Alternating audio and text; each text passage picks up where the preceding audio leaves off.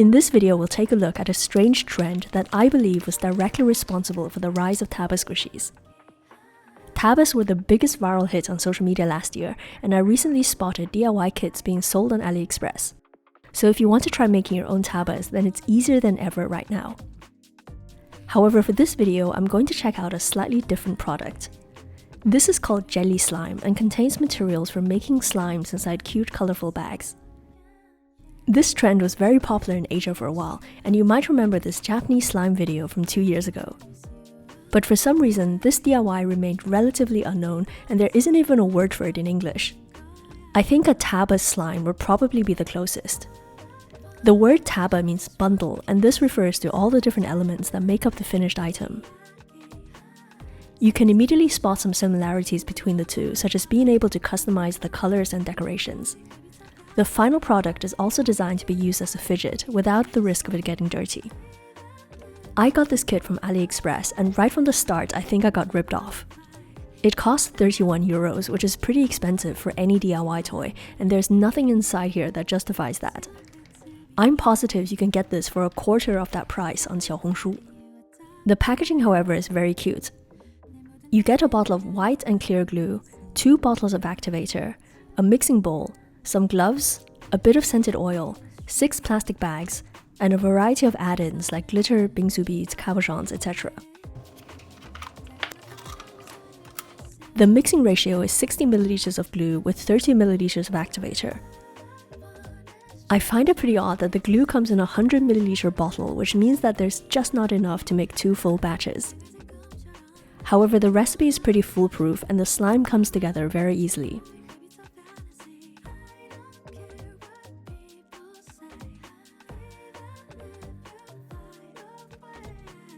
Now I'm going to add some of the glitters and mix them through.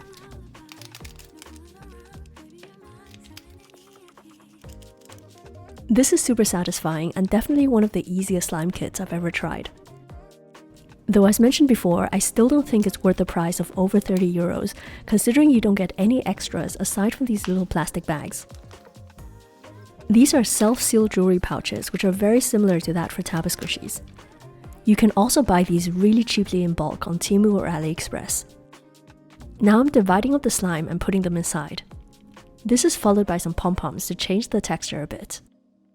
Just like the Sumiko Garashi slimes, this is very aesthetic to look at and you can squish it non-stop without anything getting dirty. Now I'm going to make the white slime, which uses the same recipe.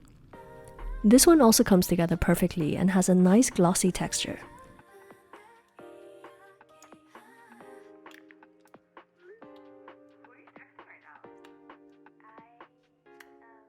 I'm also going to try a bit of the scented oil, but to be honest, this is not really my thing. It smells a bit like stale vanilla cookies and I'm not a big fan. I saved up the Yakult-shaped bag for the white slime, which I think is quite fitting. Then I'm going to add some foam beads into the final batch.